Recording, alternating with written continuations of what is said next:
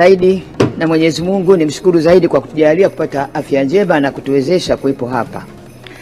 Napenda kumshukuru Mheshimiwa Rais wa Jamhuri ya Muungano wa Tanzania kwa kazi kubwa sana anayoifanya kuhakikisha nchi inakwenda katika utulivu na amani.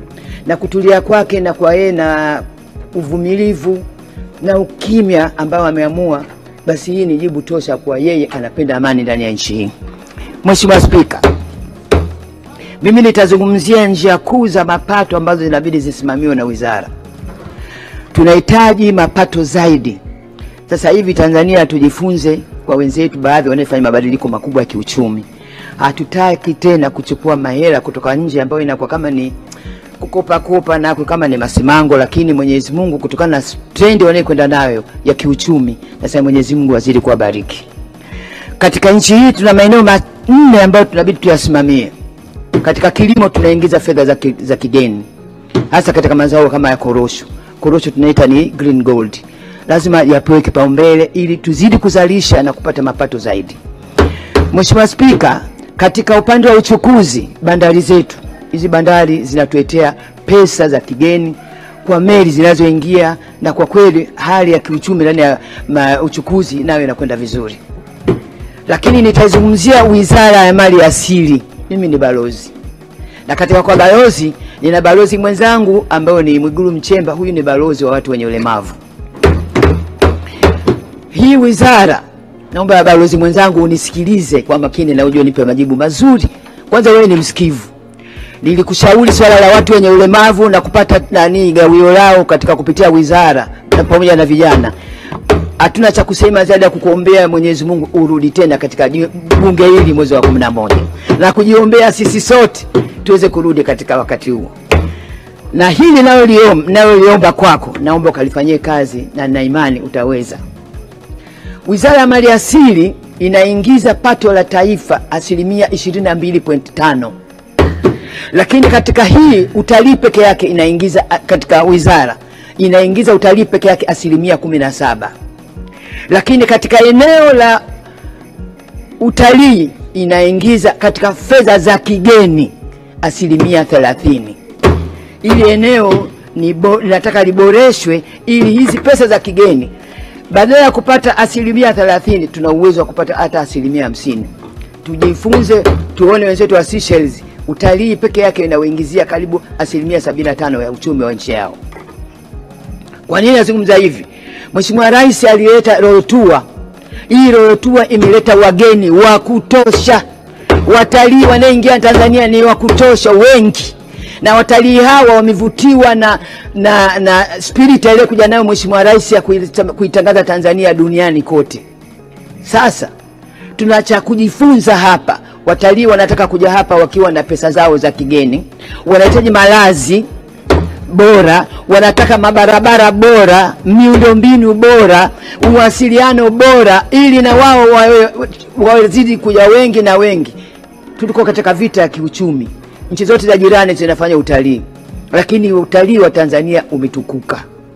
Sasa nakuomba balozi wangu wa watu wenye ulemavu, mimi ni mlemavu mwenzio. Ninakuomba kitu kimoja, angalau kakifanyie kazi na ukiletie majibu. Leo pesa zote zinazokusanywa na Ngorongoro, TANAPA yanakuja mfuko mkuu. Zikija huko kurudisha kule inakuwa ni issue.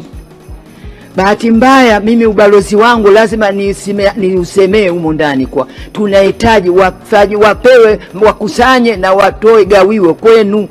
Hapa msiwe na kigugumizi, na tutahakikisha pato nao litegemea la 30% la forex litaongezeka.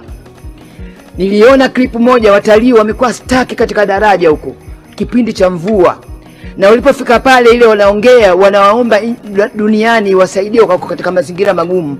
Leo ndani ya mbuga ni sehemu ambayo ni hatarishi.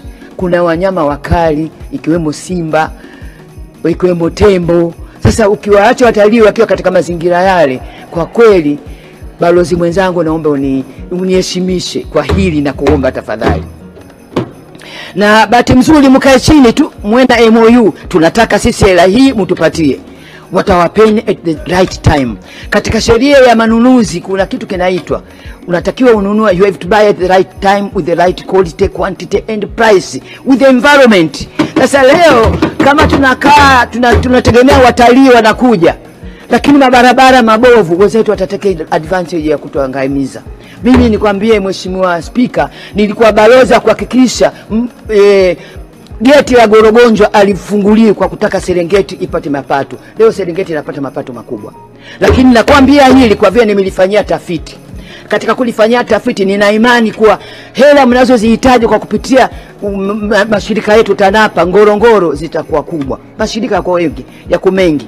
Lakini haya mawili kwa vile hela zinakwenda mfuko mkuu, zinakwenda kwa kusuasua kurudishwa kule kwao, kwa kweli inawapa shida kubwa. Imani yangu umenisikia na tutaifanyia kazi. Na bado ninakuamini balozi mwenzangu kwa utalifanyia kazi. La pili, Mheshimiwa Spika, Tanzania tuna NGO 9840.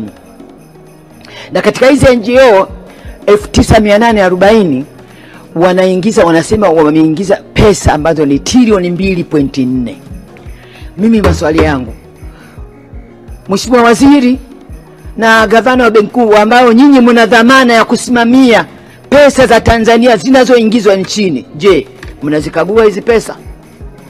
Lakini vile vile je, zinaingia katika mpango mkakati wa matumizi bora ya nchi? Manake leo tunapata pesa kama zile, tunataka tujue kilimo zimekwenda kiasi gani, tunataka tujue uvuvi zimekwenda kiasi gani. Maana yake kama mzisimamie hizi hela zinaingia katika movement. Na tumeona hizi pesa zinaingia katika movement Kongo, wametengeneza M23.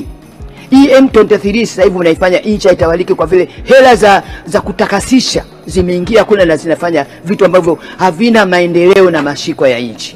Na nina imani katika hizi pesa ambazo zinaingia kama mzifanyie tathmini na kujua zinakwenda wapi na mkazifanyia ukaguzi, zitaingia no reform no election. Watatumia nguvu kubwa ya kufanya matumizi hayo kwa vile nini? Wanajua hapo ndio eneo ambalo tutaligusa nchi hii na kuingiza katika tafaruku.